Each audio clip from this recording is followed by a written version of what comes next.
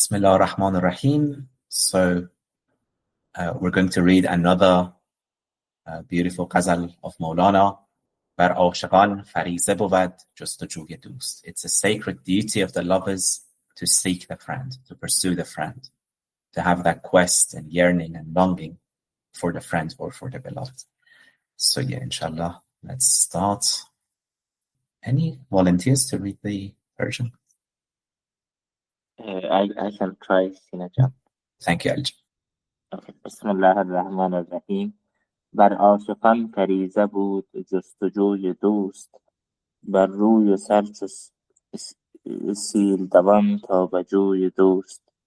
خود اوست جمله طالب و ما همچو سایه ها، ای گفتگوی ما همگی گفتگوی توست. گاهی بجوی دوست چو آب روان خوشیم، گاهی چو آب حبس شده در سبوی دوست.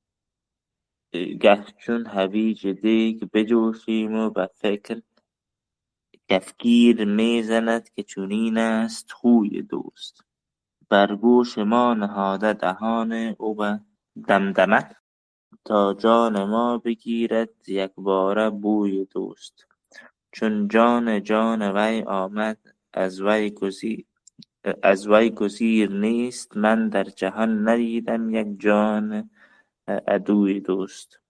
بگدازدت ز ناز و چو مویت کند ضعیف، نتی به هر دو عالم یکتای موی دوست.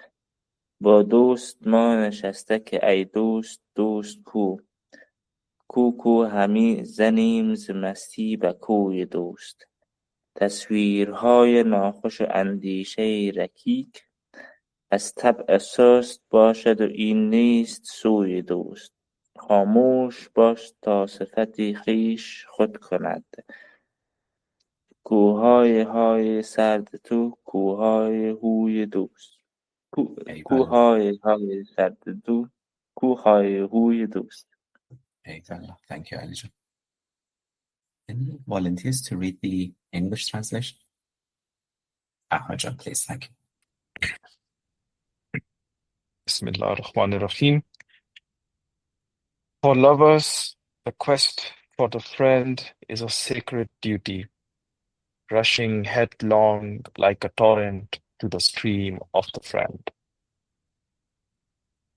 He himself is the seeker and we are but shadows.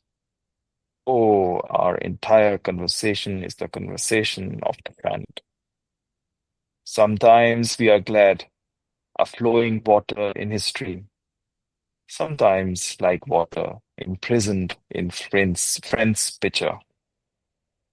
At times we boil like carrots in a pot, and he stirs our thoughts with the ladle, for such is nature of the friend.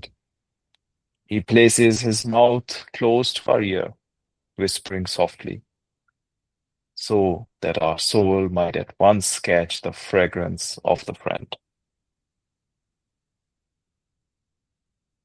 Since he is the soul of souls, there is no escape from him. I have never seen in the world a single soul that is an enemy to the friend.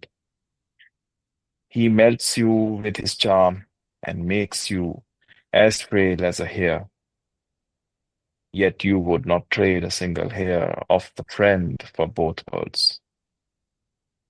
We sit with the friend, asking, "O friend, where is the friend?" From drunkenness we cry, Where? In the street of friend. Unpleasant images and vulgar thoughts arise from a weak disposition, never from the friend. Be silent, so that he may describe his own attributes. Where is your cold wailing?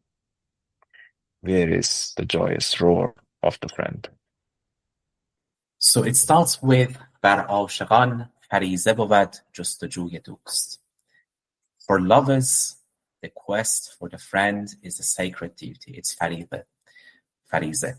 So lovers have duties that non-lovers do not have. In Islam, there are 5 things that are considered duty. Right? There is prayer 5 times a day. There is fasting Ramadan. There is zakat. There is hajj, and shahada. So these are called, the duties or the fara'id in Islam. But there's also the duties of lovers. So in Islam, you have obedience, which is every Muslim has to obey the messenger, obey God and obey the messenger. But then you also have following the footsteps. And following the footsteps of Rasulullah, following the footsteps of the Prophet. That's the duty of lovers. Not the Muslim who is not a lover, who is submitting but who is not a lover of Allah. They have to obey the Prophet. They have to obey the messenger. But then the Quran says, "In kuntum tuhibbun Allah." If you love Allah, then follow in my footsteps. You need to go deeper than just follow what I say. You need to follow my footsteps. That's the duty of lovers. And then yuhibbukum Allah. Allah will love you. So this is for people who want that loving relationship. They don't want that, just a worshipper and Lord relationship. They want something deeper, something more profound. Now, lovers have this duty of seeking the friend. If there's a lover who's indifferent, that's not a lover. A true lover is impatient, is restless without the beloved. A true lover cannot remain, cannot sit patiently without the beloved. They're always seeking restlessly. Jostejوی دوست, and دوست in Persian can mean friend, it can also mean beloved. And just like دوستی, it can mean friendship, it can also mean love in classical Persian. So you don't have that distinction of friendship and love in the sense that you have in English. And usually I translate دوست as beloved and دوستی as love. But I also think friendship, the word friendship has, and especially in English, it has lost its value. So we need to revive that beauty of friendship. And friendship is something deeper than, what nowadays you call people friends who are really acquaintances. That's not a true friend. Ultimately, Allahu waliyul ladina amanu. Wali is the protecting friend of those who believe. And that's power of friendship. Sayyidina Ibrahim is called Khalilur Rahman, the intimate friend of Allah, of the most compassionate. Now, lovers seek the friend, and they don't seek Allah in a calculated way. No, headlong, right? Bar ruy sar. You have this idiom in Arabic, mashyan ala ras, walking on your face, or in English, head over heels. Same idea. You seek without calculation. You seek like a torrent. And then Maulana goes on to say, خود اوست جمله طالب. God is the seeker. It's not that we are seeking God. No. When we are seeking God, it's God who inspires us to seek Him. So God is not just the destination of the journey. He's also with us throughout the journey. He's also taking us with a hand. So we cannot journey to God. We cannot travel this path without God. We need God. And God is seeking. It's God who is seeking within us. And we are shadows. We are following. So the shadow does not have an independent existence. The shadow is dependent. It's in complete taslim. And, the true Muslim is just like a shadow. There's this tradition that a sultan, the king or the sultan is the shadow of God. And what that really means is the true king, is the just king, should be just like a shadow in complete submission to God. He should not implement his own will, but God's will. So he should be in complete surrender and complete submission. And we're the shadows. ای گفتگوی ما همگی گفتگوی دوست. And what we say is what the friend says. Our conversation is the friend's conversation. There's nothing else. Everything that the flute says is the flute player that's breathing into it.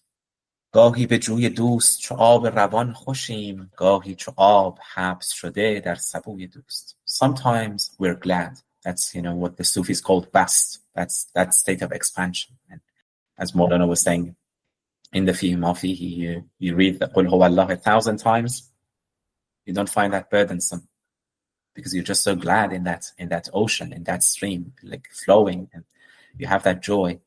Sometimes, no, you feel imprisoned. You feel that sense of being constricted. Now, what's really important here is both of them come from Allah. The stream is His stream. When you're flowing in His ocean. You're flowing in His river. When you're imprisoned, you're also in His picture. So you're always in His hands, whether it's in the state of constriction, in the state of expansion, qabd or bast. Yes, Ahmed. It's very interesting. I also once wrote a poem about the raindrop.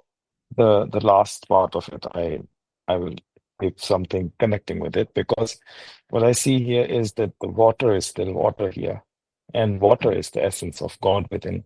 I think what Maulana is also saying, yes, is in us is the essence of the water still. So either imprisoned in the pitcher or flowing water in its nature is still water.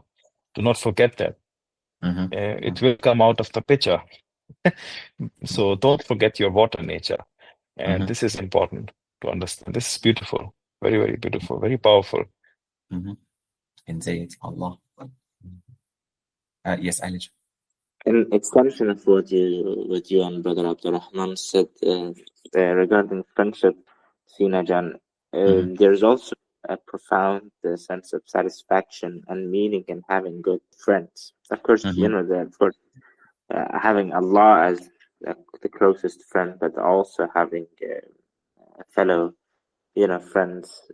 There's a deep sense of meaning and satisfaction. And if we think of exemplary friends throughout history, for instance, before the night of the 10th of Muharram, when Imam Hussein gathers all of his companions, then Zuhair, who is one of the close companions, he said that, and he said, Imam Hussein tells everybody, you can go, you don't have to fight tomorrow. But Zuhair rises and says, life after you, what's the meaning of that life? Of course, metaphorically, that is a separation from Allah, right? Separation from Imam Hussein is a separation from Allah. And the separation from that kind of friendship just brings an existential crisis. So those are the kinds of friendships that last forever. But nowadays, we live in societies where you can have a coworker that you work with for 14 years, then you call him a friend. But the next thing you know, as soon as you stop, then this person goes by you and says hi, and that's it. Even that is if you're lucky, right?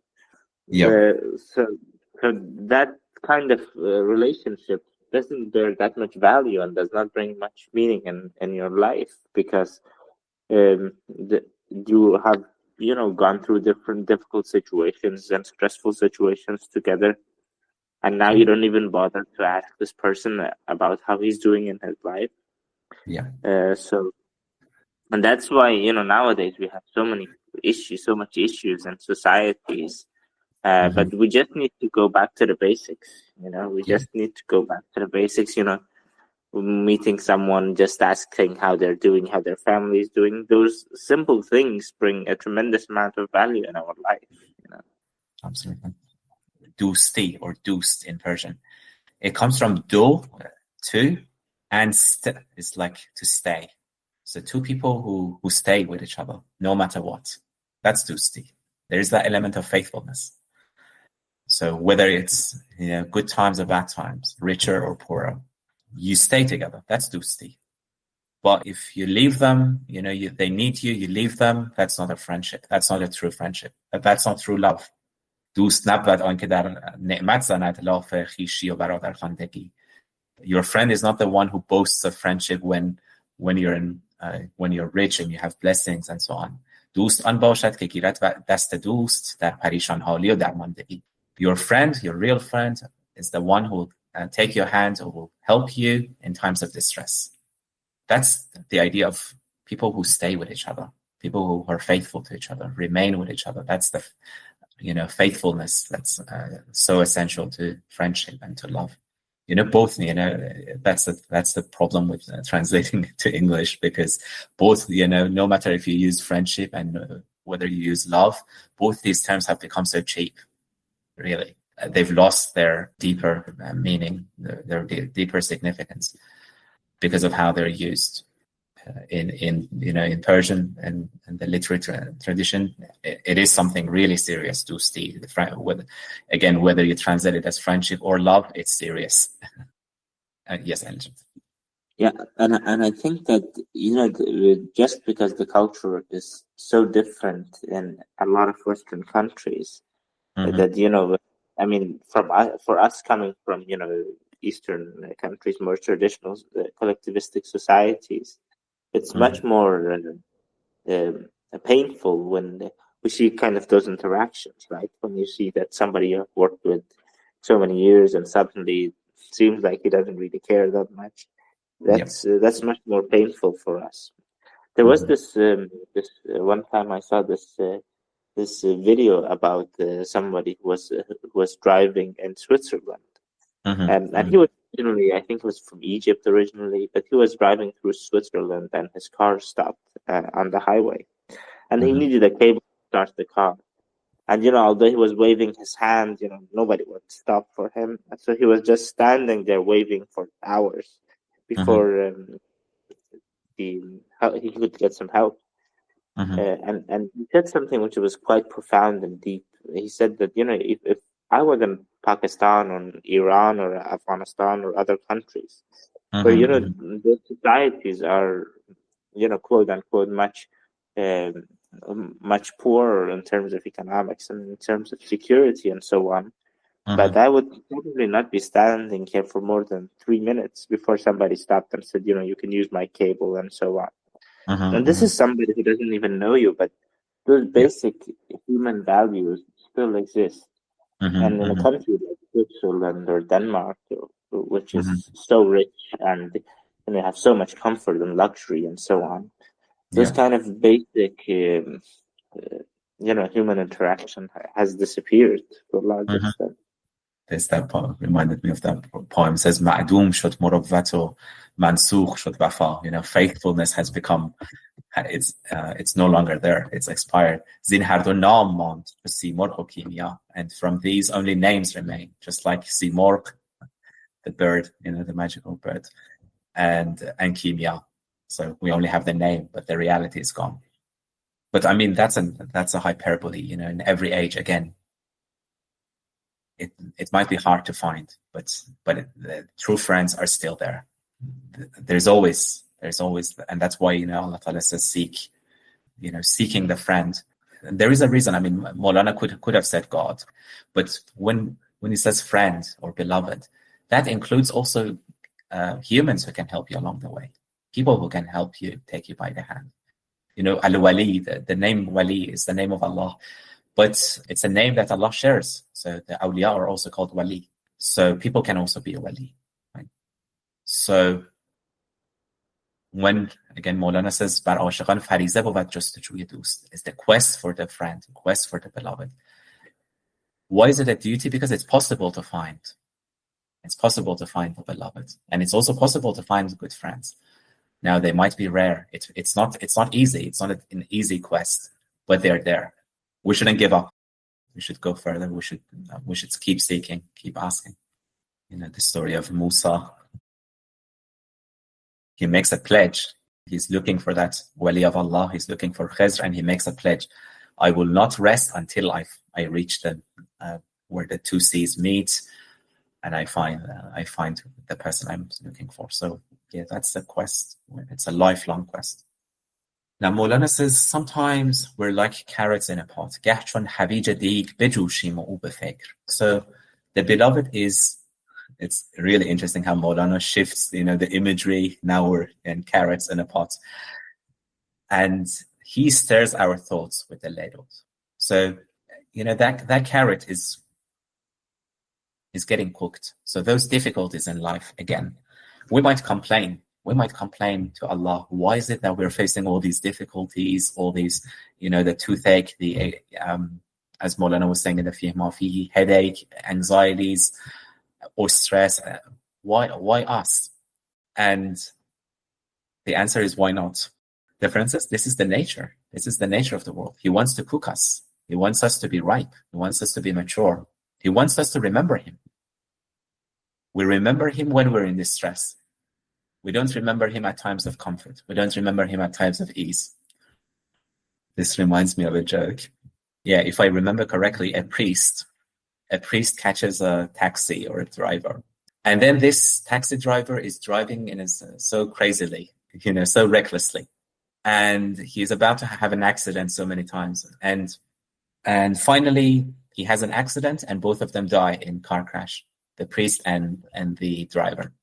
And then, in the next world, when they're deciding who's going to heaven, who's going to hell, they decide that the priest should go to hell and the taxi driver should go to paradise. And then this priest complains to Allah. He says, throughout my life, I've always, called people to you. I've always encouraged people, to listen to you, to remember you, and so on.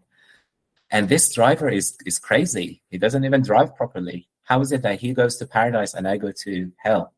And the angel says to him, look, your sermons they were so boring that people who came to your church, they all fell asleep. And no one remembered God, ultimately. But this driver, his driving was so crazy that everyone who sat in his car, he remembered Allah. So we remember Allah when we're in distress.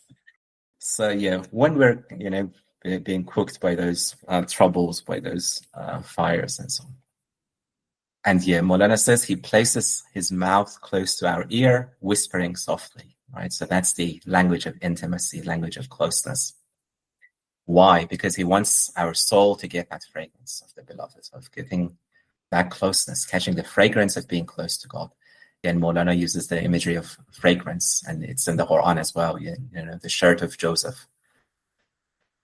Because Jacob was so hungry for Joseph, he caught the fragrance of the shirt of Joseph all the way from Canaan.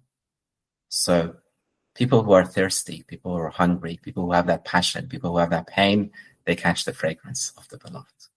Next page, Maulana says, Chun Jan Jan Vayamad. He's the soul of the soul. He's the life of our life. As ve gozir نیست. There's no escape from him. Where else can we go? And he's not just the soul of believers. He's the soul of souls of all human beings, all creation. من در جهان ندیدم یک جان عدوی دوست. I never saw anyone who is an enemy of the friend, enemy of God. There are no enemies. God has no enemies. And this is something that Maulana says. Anytime we say so and so is the enemy of Allah, that's metaphorically. Why does Allah need enemies? Why does Allah have enemies? نیست خفاشک عدوی آفتاب. The bat is not the enemy of the sun. The bat is the enemy of itself. It just doesn't go out in the sun. He's depriving himself of the life of the sun. It's not the enemy of the sun. And Maulana, in the Masavi, he gives several examples. He says, look, if a fish wants to get out of the ocean, a fish who is angry with the ocean, that fish is not the enemy of the ocean. The ocean does not lose anything. It's the fish itself who loses. So those souls who want to deprive themselves of God, they're the enemies of themselves. They're not the enemies of God. They're just shielding themselves from the radiance of God, from the light of God, from the warmth of God, from the joy of being close to God. So who are they harming? They're harming their own souls. They're not harming God. No one can harm God. So yeah, Maulana says there are no enemies. God has no enemies. And then what's the characteristic of the friend? He melts you with his charm. Again, Naz is so untranslatable. Let's go with charm here. But and he makes you frail as a hair. And despite all of that, despite all of those pains and difficulties, you would not trade a single hair of the friend for both worlds, dunya and akhirah. What you seek is the friend. You don't seek dunya, you don't seek akhirah. We're not made for this world. We're not made for the other world. We're made for Allah. لنفسي, I made you for myself.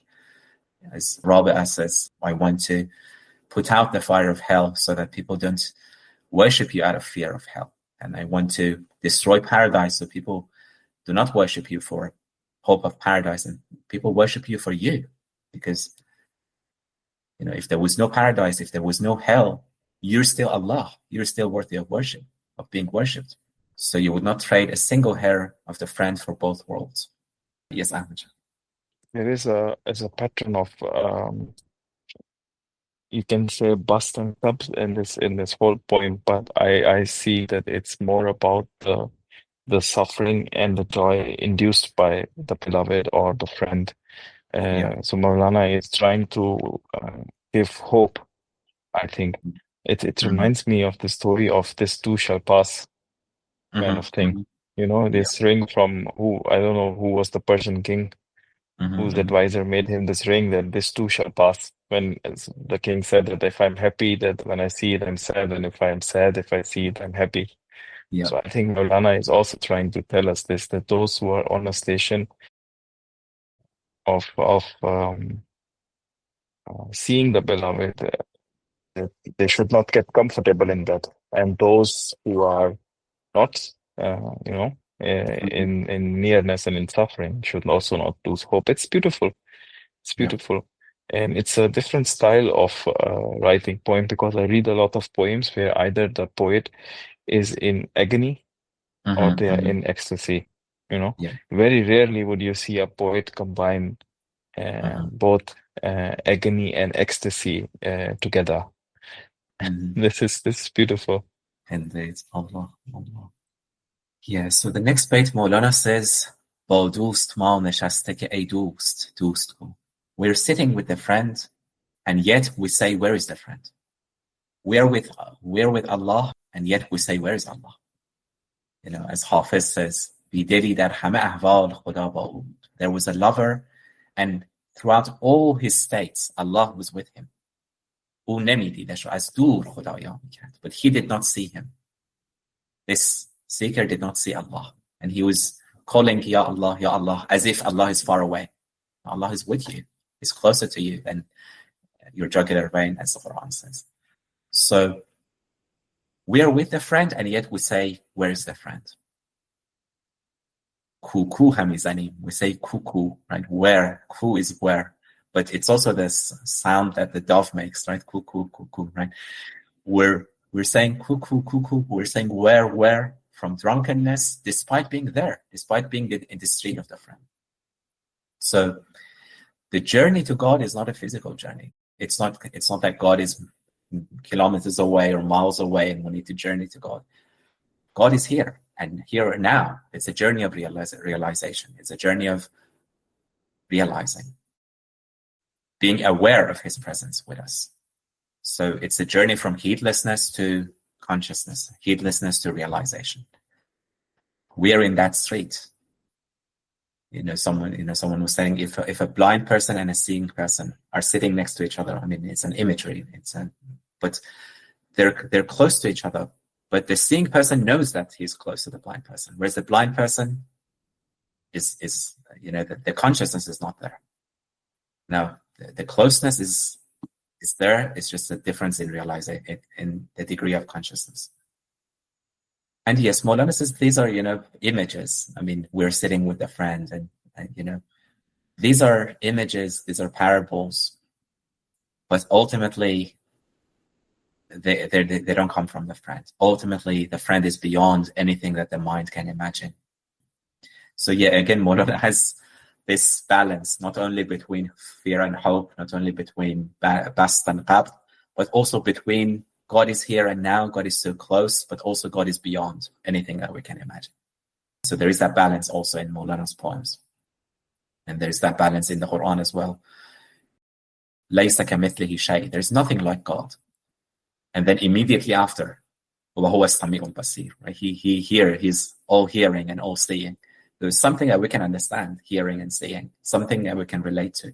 But his hearing is not like your hearing. His seeing is not like your seeing. Again, it's beyond anything that you can imagine. And as Maulana usually does in his poems, خاموش باش, be silent. تا صفت خویش خود کند. Don't try to explain God. Don't try to describe God. Let God describe God. Let God describe his own attributes.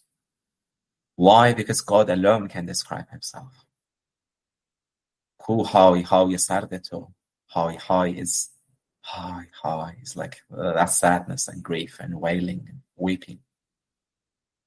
Where is that? And where is the high-hui? High-hui is the opposite. High-hui is the joy and uproar and commotion, right? So the ecstasy. Where is that ecstatic joy of what comes from the friend, and what comes from us is waiting, and that's cold. So ultimately, we should be silent, and we should let the friend or the beloved speak. And yeah, that's again Maulana's message: be silent. Be silent, let the beloved speak. خاموش ما چون مریمی تا دم زند عیسی دمی. We're silent like Mary, like the Virgin Mary, so that the Jesus will speak, the Spirit of God will speak. کت گفت کن در مشغله یار خران انگ شو. Who said that you should be with the braying donkeys? You don't. Who's forcing you? You know, in this world of noise and this world of sound, you can be silent and let the Jesus speak.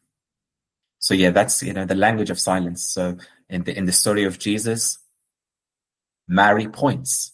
أشارت إليه. She points to the baby, and the baby talks. The baby Jesus talks. So anything that Maulana says, anything that Sufi saints, Sufi masters say, they're pointing. It's not. They're pointing to the reality, and then it's the Spirit of God who will talk. But all these words, they're pointers to that reality. They're just ishara. Ishara is pointing. They're not exhausted. That cannot be exhausted, but they're just pointing to that direction. They're pointing us to that direction, and the rest we need to listen to the friend himself, listen to the beloved himself.